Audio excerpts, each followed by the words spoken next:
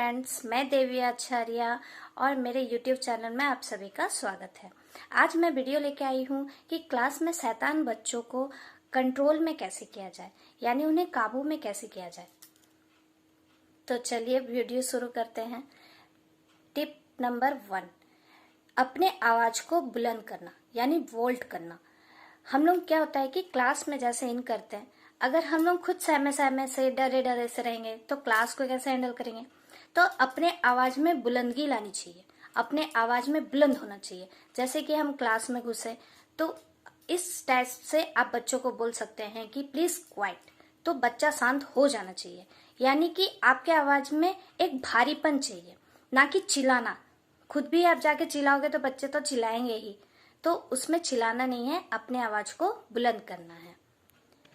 Tip number 2, शैतान बच्चों को अगर हो सके तो फर्स्ट बेंच में अपने नजरों के सामने बैठाएं। इससे क्या होगा कि बच्चे की 50% शैतानी बंद हो जाती है। जब वो खुद जानेगा कि उसको पहले बेंच में बैठना है, टीचर के सामने बैठना है, तो वो बदमाशी करना बंद कर देगा। और बीच बीच में उनकी कॉपी भी आप चेक करते रहेंगे और उन पे आपका नजर भी बना हुआ रहेगा, जिससे उसकी शैतानी कम हो जाएगी।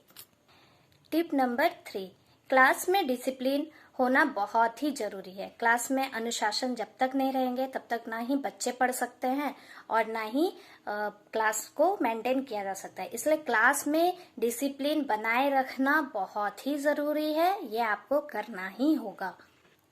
टिप नंबर 4, कभी कभी होते हैं कि शैतान बच्चों को अपने आगे बैठा के, बेंच में आगे बैठाने के बावजूद भी वो शैतानी करते रहते हैं।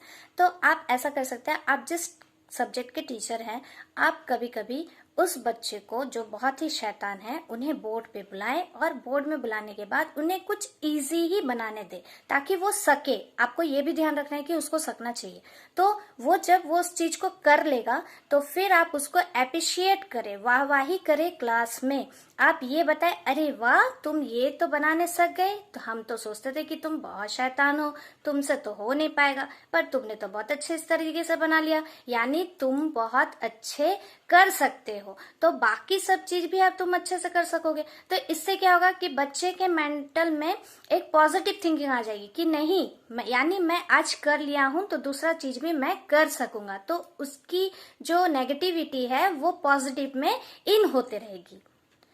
टिप नंबर 5, शैतान बच्चों को मारपीट करना या क्लास में कोई भी बच्चे को मारपीट करने से पढ़ाई या समाधान नहीं होता है। क्लास को कंट्रोल करने के लिए बच्चे आपसे कनेक्ट रहे, इसके लिए बहुत ज्यादा जरूरी है उनसे प्यार से, अब इतना भी प्यार नहीं कि वे आपके सर पे चढ़ के तांडव करते रहे, उनके प्यार ऐसे कनेक्ट बने कि वो आपसे प्यार करे, आपसे वो जुड़े रहे।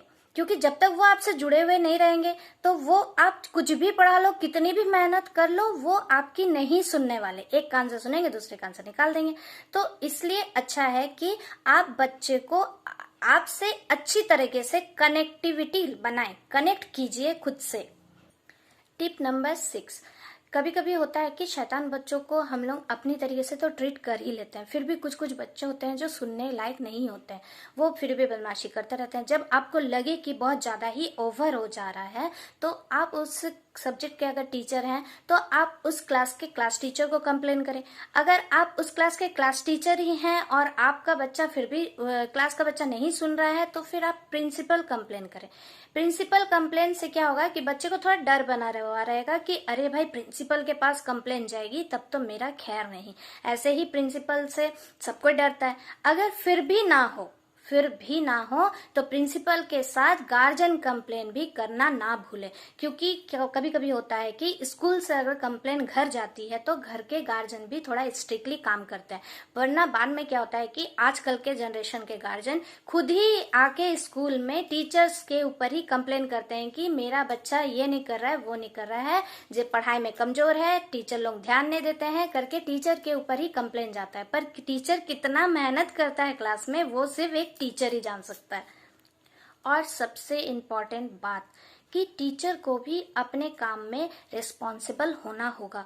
टीचर को भी अगर कोई क्लास में कुछ होमवर्क देते हैं या कुछ याद करने मेमोराइज करने देते हैं तो दूसरा दिन उनको वो चेक करना बहुत ज़रूरी है। या तो आप कुछ बनाने दिए हैं उसको चेक कीजिए, या आप कुछ याद करने दिए हैं उसको सुनिए। अगर आप नहीं करेंगे तो बच्चा भी धीरे धीरे समझ जाएगा कि ओ ये टीचर तो ऐसे ही होमवर्क देता है, दूसरा दिन पूछेंगे तो वो तो सुनेगी नहीं। तो इससे अच्छा है कि वो नेग्लेक्ट करते रहता है। इसलिए आप भी अपना रेस्पॉन्सिबिलिटी अच्छा से निभाएं और क्लास में अच्छे से बच्चे को पढ़ाएं। सबसे दूसरी बड़ी बात कि दूसरे टीचर से कंपेयर ना करें। आप ये ना सोचें कि मेरे क्लास में इतना हल्ला होता है, दूसरों के क्लास में होता नहीं है, क्योंकि सबकी पर्सनैलिटी अलग है, सब टीचर का पढ़ाने का तरीका अलग है और आप भी अलग हो। टीचर भी आप बस यही समझ जाएं कि आपको अपने स्टूडेंट को अच्छे से पढ़ाना है। जो भी पढ़ाएं उसका माइंड में या दिमाग में लाइफ टाइम तक बैठा रहे। इसलिए आप भी अपना रिस्पॉन्सिबिलिटी अच्छा से निभाएं। स्ट्रिक्टली रहना है, क्लास को डिसिप्लिन में रखना है। शैतान बच्चों को भी अपने काबू में आप रख सकते हैं इस प्रकार से। तो आपको अगर मेरा वीडियो अच्छा लगा हो तो लाइक, शेयर और सब्सक्राइब करना ना भूलें। धन्यवाद।